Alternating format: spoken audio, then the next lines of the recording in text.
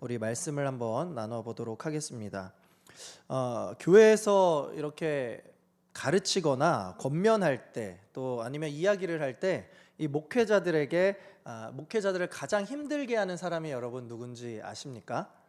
이렇게 질문을 드리면 많은 분들이 어떤 분들은 초신자 아닙니까? 이렇게 얘기할 수 있겠죠. 하지만 다 아시는 대로 아닙니다. 오히려 신앙생활을 오래 하신 분들 가운데 목회자를 괴롭게 하시는 분들이 있습니다. 왜냐하면 그분들은 이미 마음속에 이미 내가 다 안다라는 생각이 있기 때문입니다. 말씀도 알고 기도도 어느 정도 열심히 하고 교리도 나름대로 잘 알고 교회가 돌아가는 것도 잘 알고 우리 교회 역사는 내가 더 잘한다 이렇게 생각하고 있죠. 그래서 새로운 권면이나 어떤 새로운 말씀이 나에게 어떤 부정한 생각을 들게 하거나 나를 좀 아프게 한다라고 하면 마음을 열지 않으려고 하는 분들도 있고, 때로는 내 경험과 감정이나 어떤 내 삶의 기준, 내 생각이 하나님의 말씀보다 앞설 때도 있습니다. 자기 입맛에 맞는 하나님을 이렇게 만들어 놓는 것이죠. 그래 놓고서 하나님은 이런 분이다, 하나님을 내가 이렇게 지금까지 믿어왔다 하면서 내 방식대로만 신앙생활을 유지하려고 하는 그런 경향이 신앙생활을 오래 한 사람일수록 조금씩 보이는 모습들을 우리가 알 수 있습니다. 자, 이런 경우에 우리가 만약에 있다면 어떨까요, 여러분?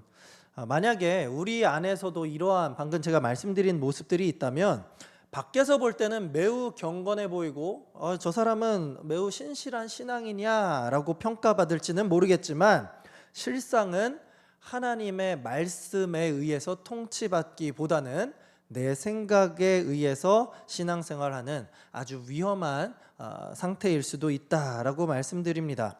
자, 우리는 이런 모습들을 오늘 이 사사기 17장에 나와 있는 미가와 그의 집안의 모습을 통해서도 확인할 수 있습니다. 이 미가는 분명히 여호와를 아는 사람이었고 하나님께 복을 구한 사람이기도 합니다. 하지만 이 미가의 신앙은 말씀에 기초한 신앙이 아니라 방금 말씀드린 대로 자기 방식대로 만든 자기 입맛에 맞는 하나님을 믿는 신앙이었습니다. 오늘 우리가 주목해야 할 이 사사기 17장은 단순히 이 미가의 한 가정을 이야기하는 것으로 보이지만 사실은 이 사사시대에 처한 이스라엘 전 백성들의 영적 상태를 그대로 드러내고 있는 장면이기도 합니다. 이 장을 관통하는 구절이 바로 17장 6절인데요. 그때는 이스라엘의 왕이 없으므로 사람마다 자기 소견에 옳은 대로 행하였더라. 자, 이 한 절이 이스라엘 백성들의 이 신앙적인 타락과 무질서를 명확하게 진단해 줍니다. 여러분들 성경을 보시면 알겠지만 사사시대는 우리가 딱 눈을 감고 생각하면 떠오르는 사람들이 있죠. 삼손 이런 사사들이 생각이 납니다. 그런데 사사기 17장에서부터는 우리가 흔히 알고 있던 이 사사들이 사라집니다. 사사 삼손을 끝으로 사사시대에 기록된 삼손은 이제 더 이상 없습니다. 그리고 17장에서는 이제 우리가 지금까지는 사사라는 개인 한 사람을 더 주목했다면 17장에서부터는 이스라엘 백성들에게 그 초점을 맞춰서 이들의 이 환경과 이들의 신앙의 상태가 어땠는지를 우리에게 보여줍니다. 그래서 방금 읽은 이 17장 6절의 말씀이 지금 이 사사시대를 살아가는 이스라엘의 모습을 그대로 보여주고 있는 것인데요. 자, 겉으로는 하나님을 믿습니다. 그들은 자기 스스로도 이 이스라엘 12지파 안에서 하나님의 백성임을 알고 있습니다. 그러나 하나님을 믿는다고는 하지만 실제로는 왕이 없으므로 하나님을 왕으로 인정하지 않았고 자기 마음대로 옳은 대로 자기 마음에 옳은 대로 살아갔다라는 거예요. 여러분, 이 방금 읽었던 말씀의 구절들이 단순히 한 곳에만 등장하는 것이 아닙니다. 이후에도 성경을 보시면 18장 1절에도 그때 이스라엘의 왕이 없었고 19장 1절에도 이스라엘의 왕이 없을 때에 21장 25절에도 방금과 똑같은 구절이 나오죠.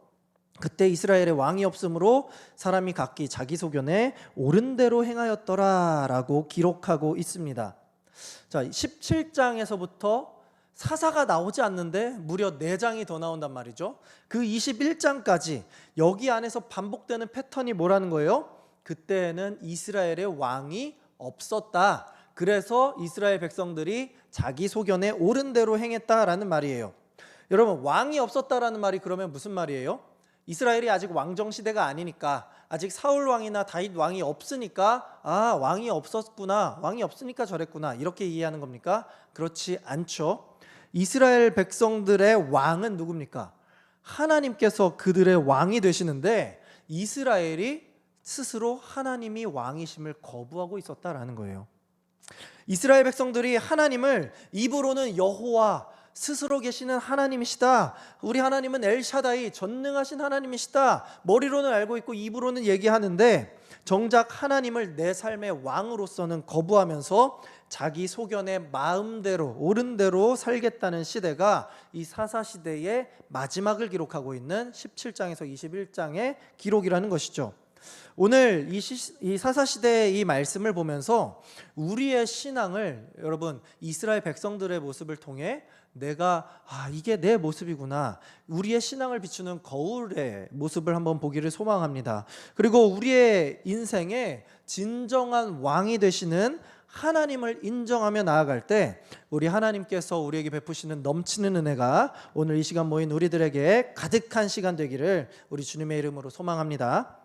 자, 우리가 먼저는 이 말씀을, 오늘 17장을 볼 때에 내 소견에 옳은 대로 살아가는 모습을 누구에게서 볼 수 있느냐? 미가의 집을 통해서 바로 우리들의 죄를 발견할 수가 있습니다.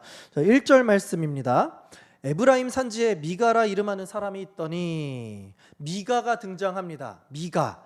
여러분, 미가를 이 성경 히브리어 원어로 보면요, 이 미가에서 끝나는 게 아니라 미가 예후, 그러니까 풀네임이 미가 예후입니다. 이게 무슨 뜻이냐면 여호와 같은 이가 누구냐? 라는 말이에요. 하나님과 같은 분이 세상에 어디 있느냐? 우리 하나님이 최고시다, 뭐 이런 뜻인 것이죠. 이름부터가 미가는 하나님을 드러내고 있습니다. 자, 그런데 그러한 미가가, 삶을 보면 너무 거룩해야 할 것 같은 그 미가가 무슨 짓을 하는지 2절 말씀을 우리 함께 읽어보도록 하겠습니다. 시작. 그의 어머니에게 이르되, 어머니께서 은 1,100을 잃어버리셨으므로 저주하시고 내 귀에도 말씀하셨더니 보소서, 그 은이 내게 있나이다, 내가 그것을 가졌나이다 하니, 그의 어머니가 이르되, 내 아들이 여호와께 복받기를 원하노라 하니라. 자, 미가가 이제 집에 있는데 미가의 어머니께 이제 얘기를 들은 거예요. 은 1,100을 잃어버렸다, 은 1,100을 잃어버렸다, 이런 얘기가 나오는 겁니다. 여러분, 이 은 1,100이 얼마나 큰 돈이냐면 나중에 10절을, 성경책 가지고 10절을 보시면은 미가가 이제 제사장을 이제 섭외할 때 연봉으로 은 10을 제안하거든요. 자, 제사장 한 사람, 일반적인 제사장 한 사람의 연봉을 은 10이라고 계산을 한다면 은 1,100이면 무려 제사장의 110년치 연봉이 됩니다. 어마어마하죠. 오늘날 기준으로 연봉을 작게 잡아서 3,000으로만 잡아도 무려 33억이 되는 어마어마한 돈을 어머니가 잃어버렸다고 한 거예요. 이 큰 돈이니까 어머니가 어때요? 난리가 난 거죠, 집에서. 그래서 어머니가 뭐라고 하느냐, 이 내 돈을 훔쳐간 놈을 저주합니다. 아마 뭐 이런 거겠죠. 뭐 가다가 뭐 발병이라도 나라, 이 내 돈 가져간 놈은 불치병에 걸려서 빨리 죽어라, 뭐 이런 저주를 했겠죠. 자, 이 당시에 이 저주하는 것이 당시 이 이스라엘의 문화가 아니라 가나안 민족 안에 남겨져 있던 이방 풍토였습니다. 나에게 방해를 하고 나를 피해 끼친 사람에게 저주를 하는 것이요. 자, 그런 모습을 지금 미가의 어머니가 보이고 있는 것이죠. 그런데 미가가 어머니의 이런 말을 들으니까 괜시리 양심이 찔리는 겁니다. 어머니의 저주가 나에게 임하면 어떡하지? 그래서 미가가 이제 고백을 해요. 자, 어머니, 은 1,100 어디 있긴요? 여기 있습니다. 자, 제가 사실 어머니 돈을 훔쳐갔던 거예요. 이렇게 고백을 하고 자수를 합니다. 자, 근데 이 미가가 어머니께 돈을 돌려준 것이 마음에 찔리거나 이 회개하는 마음, 내가 너무 잘못했구나, 이런 마음으로 자수한 게 아니라 어머니가 저주를 하니까 그 저주가 찝찝하고 불편하니까 그 저주를 피하려고 그냥 제가 어머니 돈 잠깐 가져갔었어요, 이렇게 고백을 했던 겁니다. 여러분 2절 말씀부터 좀 굉장히 혼란스럽지 않습니까? 우리가 잘 보면 벌써 이 안에 여러 가지 죄들이 등장을 합니다. 먼저 도둑질이 나옵니다. 도둑질. 그런데 그 돈이 심지어 어머니의 돈이었죠. 그러면 여기서 10계명의 두 가지 계명을 어겼다라는 것을 확인할 수 있습니다. 자, 도적질하지 말라 제 8계명을 어겼죠. 내 부모를 공경하라 제 5계명을 어긴 겁니다. 자, 여러분 만약 여러분에게 여기 많은 분들이 이제 부모시잖아요. 여러분들 자녀가 여러분들 지갑에 손을 댔습니다. 그럼 여러분들 어떻게 하시겠어요? 네, 그냥 여러분들 당장에 사랑의 매를 들고 정신 차리라고 혼쭐을 내줘야겠죠. 자, 그런데 황당하게도 미가의 어머니는 그를 책망하기는커녕 자기가 내뱉은 이러한 저주가 이루어질까 두려워서 끝에 뭐라고 합니까? 내 아들이 여호와께 복받기를 원하노라. 돈을 훔쳤다가 돌려준 아들에게, 심지어 찔려서 돌려준 아들에게 뭐라고 하고 있어요? 복받기를 원한다라고 얘기를 하고 있다라는 거예요. 여러분 더 황당한 것은 3절은 한술 더 뜹니다. 자, 미가가 은 1,100을 그의 어머니에게 도로 주매, 이제 돌려준 거죠. 그의 어머니가 이르되 내가 내 아들을 위하여 한 신상을 새기며 한 신상을 부어 만들기 위해 내 손에서 이 은을 여호와께 거룩히 드리노라. 그러므로 이제 이 은을 내게 도로 주리라. 자, 아들이 돈을 가져와서 잃어버린 돈을 찾게 되었는데 그걸로 뭘 하냐면 한 신상을 새기며 한 신상을 부어 만들겠다라고 얘기합니다. 지금 뭐 하겠다는 거예요? 대놓고 우상을 만들겠다라고 얘기하고 있는 것이죠. 여러분 다 아시다시피 10계명에서도 정말 더 이스라엘 백성들이 심각하고 중요하게 생각했던 계명, 바로 2계명이 너를 위하여 새긴 우상을 만들지 말라라는 거였는데, 하나님을 이렇게 말씀을 무시하면서 이 우상을 만들고 있는 겁니다. 여러분 이 만든 우상이 뭐 다른 우상이 아니에요. 지금 이 미가의 집은 하나님을 섬기는 자들입니다. 그래서 이 우상을 하나님의 형상을 자기들이 만들어서 우상을 이렇게 세운 거예요. 자, 그러나 우리가 분명히 알아야겠죠. 우리가 아무리 하나님을 사랑한다고 해도 그 마음으로 내가 하나님의 형상을 새기면요, 그건 역시 우상이라는 것을 우리는 기억해야 합니다. 자, 우리가 이 우상들 많이 봐왔잖아요. 자, 또 성경에 뭐가 있어요? 모세가 시내산에 올라가서 하나님께 율법의 말씀을 받을 때 이스라엘 백성들이 눈에 모세가 안 보이니까 불안해서 눈에 보이는 하나님을 만든답시고 만든 게 뭐예요? 금송아지 신상이잖아요. 하나님을 금송아지라는 우스꽝스러운 모습으로 형상화했던 것이죠. 우리는 결코 우리가 믿는 하나님을 형상화해서는 안 됩니다. 그런데 미가의 어머니는 미가가 다시 돈을 돌려주니까 그 사실에 너무 기뻐하면서 내가 신상을 만들겠다라고 한 거예요. 그런데 이 어머니가 만드는 이 신상을 만드는 이 요지에 주목할 말이 있습니다. 자, 신상 바로 앞에 있는 말, 내 아들을 위하여예요. 내가 내 아들을 위하여 하나님의 신상을 만들겠다라는 거죠. 여러분 이게 바로 미가의 어머니의 마음이었다는 말이죠. 지금 이 어머니는 뭘 놓치고 있는 겁니까? 아들이 예뻐서 지금 짓는 거예요. 근데 뭘 놓치는 거예요? 지금 이 아들이 5계명과 8계명을 어긴 죄인이라는 사실이에요. 범죄를 범했습니다. 게다가 그냥 범죄가 아니에요. 그냥 장발장처럼 빵 하나 훔친 게 아닙니다. 은 1,100, 아까 대충 말씀드렸지만 약 33억 정도. 여러분 이거는요 귀싸대기를 맞아도 할 말이 없는 말입니다. 다리 몽둥이를 부러져라 맞고 혼을 내도 모자랄 판입니다. 그런데도 지금 자기 자녀가 잘못한 일에 대해서는 그 잘못에 대해서 훈계하지 않고 지금 부모로서 뭘 하고 있는 거예요? 훈계하지 않고 오히려 아들을 위해 우상을 만드는 죄를 범하고 있는 겁니다. 자, 이쯤 되면요 이 미가의 어머니에게 아들 미가는 오히려 미가가 우상이 되어버린 겁니다. 아들에 대한 훈계는 없고 마냥 오냐 품어주기만 하고 있습니다. 여러분 요즘에 이제 자녀들에게 회초리도 들면 안 된다 이러한 얘기들이 또 이렇게 많다 보니까 오냐 키우는 집안들 너무나도 많지 않습니까? 자녀가 잘못을 했어도 그래 오냐 그럴 수도 있지, 다음에는 조심하렴.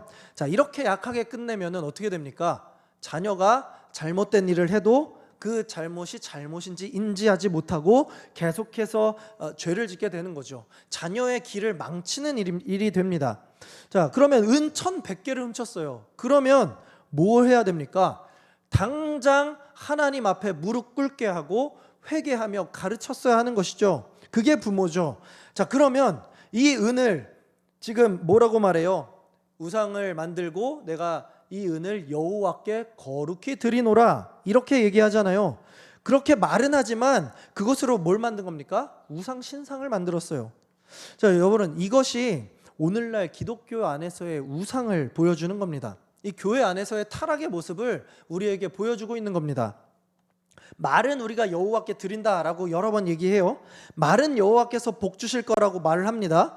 그런데 행동은 뭐예요? 실상 하나님이 아니라 우상을 섬기는 모습. 하나님을 위해서가 아니라 누구를 위해 살아갑니까? 내 아들을 위하여 살아가고 있는 이 미가의 어머니의 모습이 오늘날 우리가 하나님이 아니라 다른 누군가를 위하여 하나님의 이름을 빙자해서 섬기고 있지는 않냐는 말이죠. 여기서 우리가 분명히 기억해야 할 것은 미가의 집이요, 이런 잘못된 거짓 우상들을 섬기는 집안이 아니었다라는 말이에요. 여호와 신앙을 가진 이스라엘 백성이었다라는 말이에요. 에브라임 사람이에요.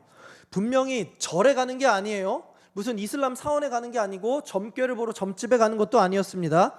분명히 교회로 나오는 겁니다. 자, 교회로 와요. 교회 오면서 매주일 예배도 드리고 헌금 생활도 잘 하고 기도도 열심히 합니다. 그런데 정작 그 마음 속에는 하나님의 영광을 찾을 길이 없고 내 아들을 위해서, 또 내 사업을 위해서, 또 내 건강을 위해서, 결국에 그 포커스가 누구에게 있습니까? 나를 위해서죠. 나를 위해서 하나님을 우상으로 만들어버리고 기도와 예배와 헌금 생활이 지금 이렇게 진행되고 있다라는 거예요. 여러분, 이게 얼마나 위험한 일입니까? 이게요, 더 위험한 이유가 뭐냐면 나도 속이는데요, 다른 사람들도 속여요. 아, 저 사람 기도도 열심히 하네, 예배 매주일 오네, 아, 헌금 생활도 열심히 하네, 저 사람은 신앙이 참 좋구나, 저 사람은 참 교회의 모범이 되는구나. 자, 이렇게 신앙이 좋은 줄로만 압니다. 교회 잘 나오고 열심히 하니까. 그런데 그 마음속에는 정작 하나님 나라가 없고, 자, 주여 주여 하면서 기도를 시작하는데 항상 그 기도 말미에는 뭐로 끝납니까? 주소서, 좀 주소서. 뭐 하나님께 당장 맡겨놓은 거라도 있는 것 마냥 하나님 당장 주소서, 당장 고쳐주소서, 당장 내어주소서, 당장 내가 부자 되게 하소서. 내가 잘 돼야 하나님의 영광이 드러나는 거 아닙니까? 자, 하나님께 마치 내 것도 아닌 것을 내 것인 것 마냥 요구하고 있는 거죠. 그 안에 뭐가 없습니까? 하나님의 영광이 없습니다. 하나님의 뜻이 전혀 보이지가 않습니다.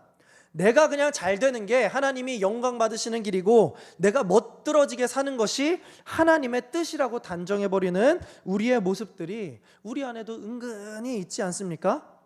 우리가 이러한 기복적인 신앙, 내 입맛대로 하나님을 만들어버리고 내 입맛대로 하나님을 섬기는 신앙이 있다면, 그래서 하나님을 내 뜻대로 조종하려는 마음이 우리 안에 있다면 우리는 그것을 빨리 발견할 수 있어야 합니다. 왜냐하면 우리가 스스로 돌아보지 아니하면 이거는 남도 몰라요. 이건 우리 안에 있는 일이기 때문에. 그래서 신앙생활 잘하는 줄 알고 그런 성도들이 많아지는 교회는 어떻게 됩니까? 점점점 썩어 문드러지게 되는 겁니다. 그래서 위험한 거죠. 여러분, 우리가 말씀을 계속 보겠습니다. 5절입니다. 그 사람 미가에게 신당이 있으므로 그가 에봇과 드라빔을 만들고 한 아들을 세워 그의 제사장으로 삼았더라. 자, 이제 어머니의 그 우상을 만드는 일로 인해서 미가의 집에 신상이 놓여지게 됩니다. 그랬더니 이제 미가가 이 종교적인 착각과 환상 속에 빠지는 거예요. 신상이 있어? 신상만으로는 좀 모자라지. 에봇도 만들고 드라빔도 만들어야지. 드라빔이 뭐냐면 가정을 지키는 수호신 부적과 같은 우상입니다. 그리고 에봇은 뭐예요? 에봇은 구약의 제사장들만 입었던 옷입니다. 집안에 제사장의 옷을 둔다는 것은 곧 우리 집에 제사장을 두겠다라는 말이죠. 제사장이 뭐 하는 사람입니까? 하나님을 섬기는 사람입니다. 성전에서 또 하나님을 예배하는 사람이에요. 그런데 자기 집을 위해 지금 제사장을 두겠다라고 하는 겁니다. 그래서 제사장 옷을 만들었으니까 그러면 우리 집에 아들 중 한 사람을 제사장으로 세우자. 이래서 자기 집안에서 제사장을 세웁니다. 여러분, 제사장은요 오직 레위 지파에서만 세워지는 것 다 아시지 않습니까? 지금 미가는 자기 집에 하나님을 섬기는 제사장을 둔 것처럼 보이지만 실상은 뭡니까? 뭐를 무시하고 있는 거예요? 오직 레위 지파에서만 제사장을 해야 한다는 하나님의 말씀을 철저하게 무시하고 있는 모습을 보이고 있습니다. 자, 그런데 아무래도 미가가 이거는 알고는 있었던 것 같아요. 양심에 좀 이렇게 찔림은 조금이라도 있었던 듯합니다. 그래서 오늘 본문의 7절부터 13절까지를 보시면요, 쭉 보면 미가의 집에 이 레위 지파의 한 청년이 이제 유랑을 하다가 노크를 하게 됩니다. 그렇게 하니까 미가가 옳거니 레위 사람이구나, 이 사람이 진짜 우리 집에 제사장으로 할 수가 있겠네, 정통성 있는 사람이 우리 집에 왔구나 하면서 이때를 기회로 삼고 10절에서 이렇게 이야기를 합니다. 미가가 그에게 이르되 네가 나와 함께 거주하며 나를 위하여 아버지와 제사장이 되라. 내가 해마다 은 10과 의복 1벌과 먹을 것을 주리라 하므로 그 레위인이 들어갔더라. 자, 미가에게 이제 이 레위 지파의 제사장, 즉 정통성이 있는 제사장을 세울 수 있는 기회가 왔습니다. 그래서 우리 집에 제사장이 되어달라라고 하면서 이 영입을 하죠.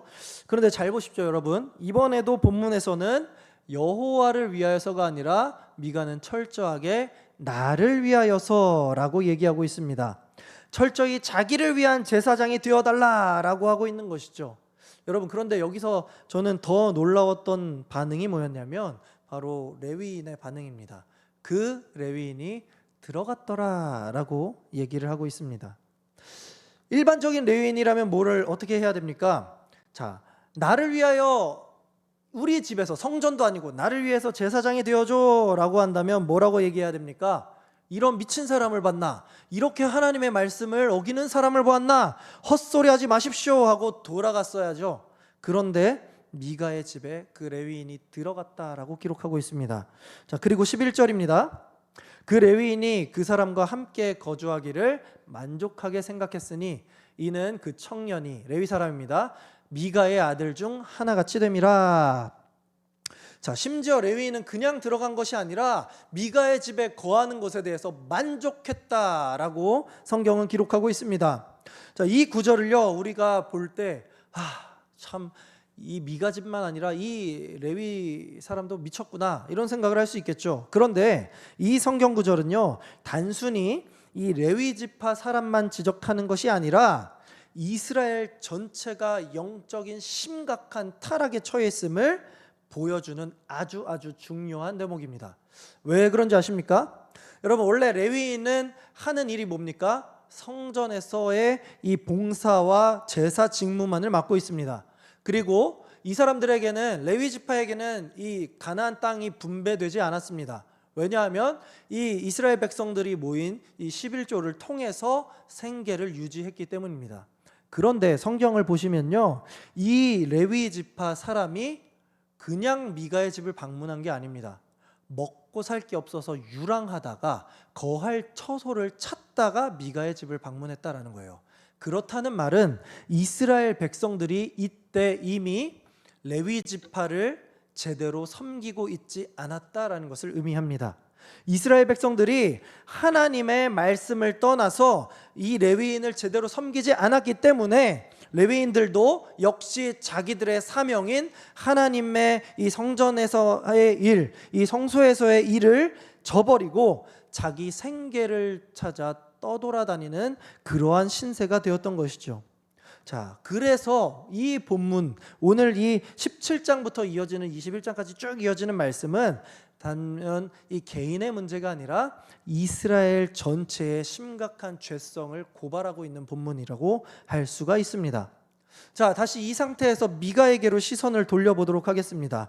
13절에 미가가 자기 집에 이 제사장의 옷을 만들고 제사장을 두고 이 신당을 둔 진짜 속마음이 드러나게 됩니다.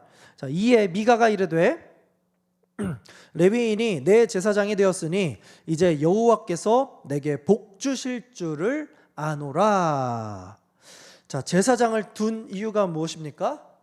하나님을 잘 섬기고자 함이 아닙니다. 여기서도 나오죠. 자, 내 제사장이 되었다라고 하죠. 그러면서 여호와께서 이제는 내게 복 주실 것을 아노라라고 이야기를 합니다. 자, 그러니까 지금 이 내가 신상을 만든 이유도, 에봇을 만든 이유도, 그리고 드라빔을 만들고 제사장을 우리 집안에 드린 이유도 무엇입니까? 철저하게 내가 복 받으려고. 그게 유일한 목적이었다는 거예요. 이제 여호와께서 내게 복 주실 줄을 아노라. 자, 하나님을 마치 뭐로 여기는 겁니까? 복을 주는 도구, 축복의 도구로 여기고 있습니다. 미가는 여호와 하나님의 이 율법을 완전히 무시한 채 자기의 계획을 세웠고, 하나님께 내가 세운 계획에 서명하세요, 도장을 찍으세요라고 하나님께 요구하고 있는 모습을 보이고 있다라는 거예요. 여러분, 이런 모습들 우리 오늘날에 너무나도 흔히 볼 수 있지 않습니까? 하나님은 내 사업을 잘 되게 하시는 분, 내가 사업을 할 거니까 하나님은 나에게 부흥을, 아주 사업적인 엄청난 열매를 주셔야 합니다. 하나님, 내가 내 자녀를 위해서 이렇게 열심히 기도하고 신앙생활 하니까 내 자녀를 잘 되게 해주셔야 합니다. 우리 하나님을 문제 해결사이자 그냥 램프의 요정으로 축소해버리고 있죠. 그리고 그 기대가 충족되지 않으면 어떻게 합니까? 하나님 진짜 계신 거 맞습니까? 교회를, 신앙을 떠나버리죠. 예수님은 이런 사람들을 향해 이렇게 말씀하십니다. 이 백성이 입술로는 나를 공경하되 마음은 내게서 멀도다. 자, 입으로는 우리 주님을 믿는다고 하지만 실제 삶은 주님과 동행하지 않는, 자, 입만 산 말뿐만인 신앙생활을 경고하고 계시는 예수님의 말씀인 것이죠. 바리새인과 같은 삶의 모습들, 우리가 이렇게 입만 살고 마음으로는 우리 하나님을 진정한 내 삶에 나를 인도하시는 왕으로 생각하지 않는다면 결국에 우리도 우리 삶의 목표와 방향을 누구로 향하게 됩니까? 철저하게 하나님이 아니라 철저하게 나를 위하여, 내 복을 위하여, 내 가정을 위하여, 더 나아가면 내 교회만을 위하여가 되는 것이죠. 이것을 오늘 말씀 6절이 이렇게 우리에게 다시 한번 보여주는 겁니다. 그때는 이스라엘의 왕이 없으므로 사람마다 자기 소견에 옳은 대로 행하였더라. 여러분, 신앙생활 오래 하셔놓고 하나님께 이런 평가를 우리가 받는다면 이러면 안 되는 노릇 아니겠습니까? 그렇다면 여러분, 이 말씀을 우리가 뒤집으면은 우리의 삶의 해답을 찾을 수가 있겠죠. 자, 그때는 이스라엘의 왕이 없음으로가 아니라 지금도 하나님이 우리의 왕이심을 인정하면 내 소견에 옳은 대로가 아니라 하나님의 뜻대로 하나님의 백성으로서 살아갈 수 있는 것이죠. 자, 사사시대에 우리가 분명히 기억해야 할 거, 사사시대는요, 왕이 없던 시대가 결코 아닙니다. 실제로 그들의 왕은 하나님으로 예전부터 늘 함께 하셨습니다. 그러나 이 실제로 이스라엘 백성들은 왕이 없다라고 생각했죠. 이스라엘 백성들에게 필요했던 것은 단순한 인간의 왕이었다라고 본인들은 생각해요. 그러나 그들에게 진짜 필요한 것은 인간 왕이 아니라 하나님의 왕으로서의 통치, 그것을 인정하는 삶이 이스라엘 백성들에겐 가장 필요했던 겁니다. 하나님은 그들에게 이미 율법이라는 정답을 주셨고 스스로 백성을 다스리는 왕으로서 그들 앞에 여러 번 증거하셨었습니다. 진정한 문제는 이스라엘이 입으로는 하나님을 믿고 우리가 하나님의 택함받은 선택받은 백성이요 라고 말하면서도 그 하나님을 진정한 삶의 주인으로, 삶의 왕으로 모시지 않았다라는 겁니다. 하나님은 이 이스라엘의 어리석은 백성들을 사사기 끝나고 바로 이어지는 사무엘상에서 사무엘 선지자에게 이렇게 표현하십니다. 이는 그들이 너를, 이 사무엘을 말하는 겁니다. 너는 그들이 너를 버림이 아니고 나 하나님을 버려 자기들의 왕이 되지 못하게 함이니라. 이것이 사사시대의 이스라엘 백성들의 진짜 이 실태였다라는 거예요. 여러분, 저는 오늘 우리에게도 동일한 질문을 드립니다. 여러분에게 인생의 왕은 누구십니까? 우리는 정말로 하나님을 내 유일한 인생의 왕으로 섬기고 계십니까? 예수님은요, 우리가 예수님 한번 생각해 볼게요. 우리 예수님께서는 이 세상 가운데, 우리가 계속해서 우상을 숭배하는 이 땅 가운데에 하나님의 실제하신 모습으로서 이 땅 가운데 직접 오셨습니다. 그리고 당신께서 이 땅의 왕으로서 우리를 구원하시기 위해 오셨음을 우리에게 말씀해 주셨죠. 이를 디모데전서는 이렇게 얘기합니다. 하나님은 복되시고 유일하신 주권자시며 만왕의 왕이시며 만주의 주시다. 자, 여러분, 우리 삶에 이렇게 우리의 하나님, 우리 예수 그리스도를 인정하는 믿음이 우리에게 반드시 필요한 줄로 압니다. 우리가 예수님을 우리 삶의 진정한 왕으로 인정할 때 우리는 더 이상 내 소견에 옳은 대로 살아가는 어리석은 백성이 되는 것이 아니라 주님의 뜻에 따라가는 백성이 될 수가 있는 겁니다. 그 뜻이 무엇입니까? 우리 예수님께서 분명하게 우리에게 이 말씀을 주셨습니다. 누구든지 나를 따르려거든, 누구든지 예수님을 왕으로 섬기려거든 자기를 부인하고 자기 십자가를 지고 나를 따를 것이니라. 예수님을 따라가는 것, 내가 하나님을, 예수님을 믿습니다라고 말만 하면서 예수님처럼 살아가지 못하는 것이 아니라 우리가 예수님을 정말 구주로 고백한다면 그 주님이 걸어가신 길을 우리가 따라서 걸어가는 것이 그분의 자녀요 백성이요 하나님의 또 자녀로 살아가는 유일한 방법이 된다라는 거예요. 여러분, 우리의 진정한 신앙은 그냥 입만 산 것이 아닙니다. 내 입맛대로 정하는 것도 아닙니다. 진정한 신앙은 예수 그리스도를 내 삶의 왕으로서 모시는 겁니다. 그리고 그분을 왕으로 모신다면 그분의 말씀을 절대적인 기준으로 삼고 이것을 위해 우리가 이 삶을 위해 살아갈 수 있어야 합니다. 여러분, 그래서요, 그리스도인들의 삶, 진정한 예수 그리스도를 믿는 그리스도인의 삶은 그래서 삶에서 드러나게 되는 겁니다. 우리가 그냥 예배만 열심히 드리는 것이 아니라 삶에서도 예수님께서 행하신 대로 우리도 그러한 삶이 드러나는 것이죠. 형제를 섬기고 이웃을 사랑하는 모습들 말입니다.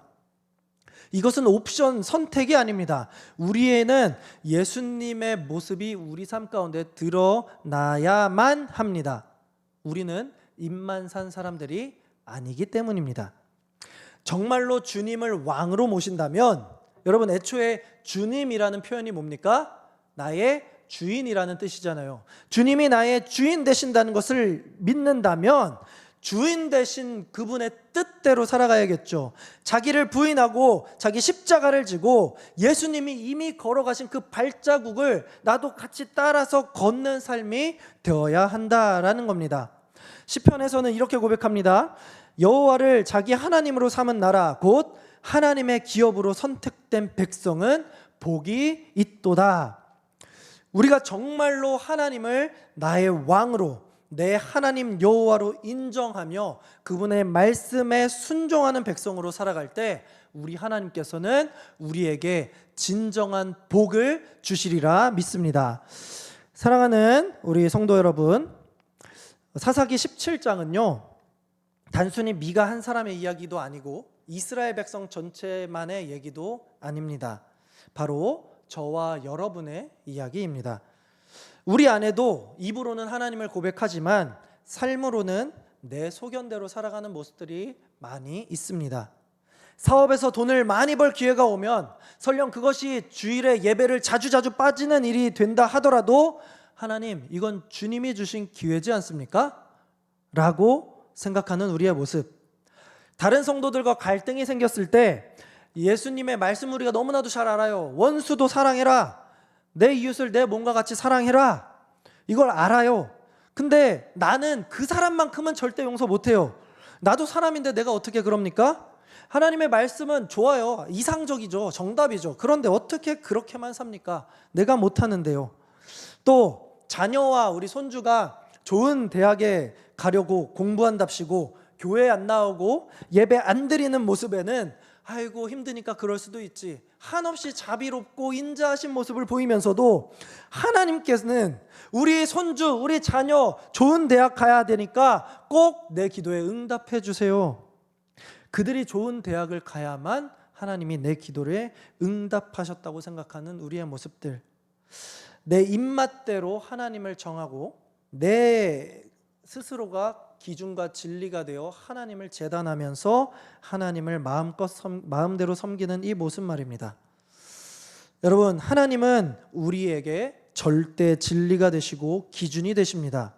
우리가 이렇게 알면서도 그분 앞에 우리의 삶은 진정으로 하나님 앞에 엎드리지 않고 하나님 말씀에 목숨을 걸지 않는 우리의 모습들 혹 있다면 이 시간에 한번 돌이켜 보시기를 원합니다. 사랑하는 여러분, 마지막으로 질문을 하나 드립니다. 여러분 인생에 있어 왕은 누구십니까? 진정한 신앙은 삶에서 예수님을 왕으로 모시는 것입니다.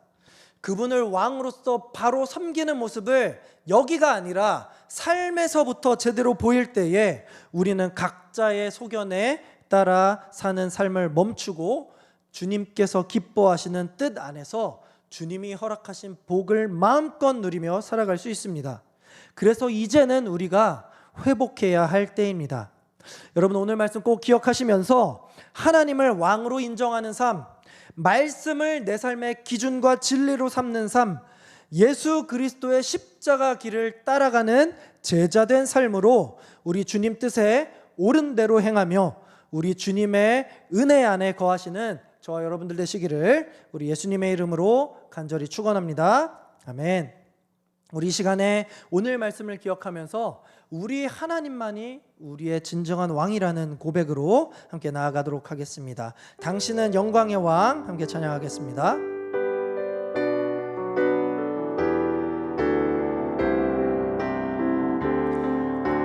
당신은 영광의 왕, 당신은 영광의 왕, 당신은 평강의 왕,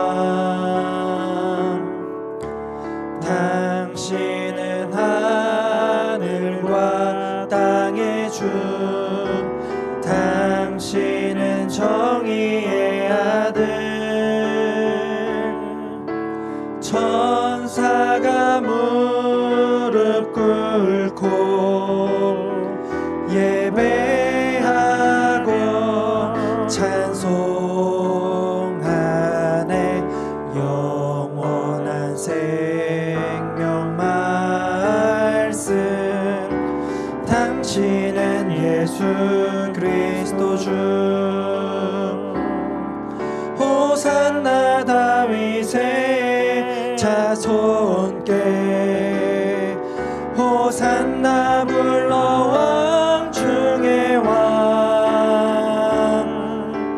높은 하늘에 영광을 예수 주 메시아. 다시 한번 찬양하겠습니다. 당신은 영광의 왕, 당신은 영광의 왕, 당신은 평강의 왕, 당신은 우리 하나님이 우리의 진정한 왕 되십니다. 당신은 하늘과 땅의 주, 당신은 정의의 아들, 천사가 무릎 꿇고 예배하고 찬송하네. 영원한 생명 말씀, 당신은 예수 그리스도 주 호산나 호산나 다윗의 자손께 호산나 불러 왕 중의 왕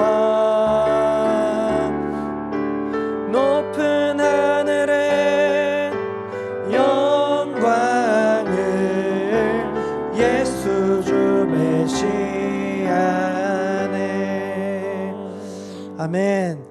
여러분, 우리 하나님께서, 우리 구주 예수 그리스도께서 우리의 진정한 삶의 왕이십니다. 우리가 오늘 말씀을 기억하면서 이렇게 세 가지 기도 제목으로 함께 기도했으면 좋겠습니다. 먼저, 아버지 하나님, 내 입맛대로 살아왔던 내 신앙의 모습들 이 시간에 다 내어놓고 회개합니다. 주님, 우리를 용서하여 주시고 오직 주님이 기뻐하시는 뜻대로 살게 하여 주시옵소서. 예수님, 주님이 내 삶의 참된 왕이 되어주시고 내가 모든 삶의 영역에서 내 통치가 아닌 주님의 통치를 받는 삶 되게 하여 주시옵소서. 내가 말씀에 기초한 신앙을 두고 순종의 신앙으로 예수님이 걸어가신 그 발자국을 걸어가길 원합니다. 그 십자가의 삶을 살길 원하오니 그러한 주님의 제자로 살아가게 하여 주시옵소서라고 우리 이 시간에 오늘 말씀을 기억하면서 우리 성령께서 주시는 마음으로 합심하여 기도하며 나아가도록 하겠습니다. 아버지 하나님 감사합니다.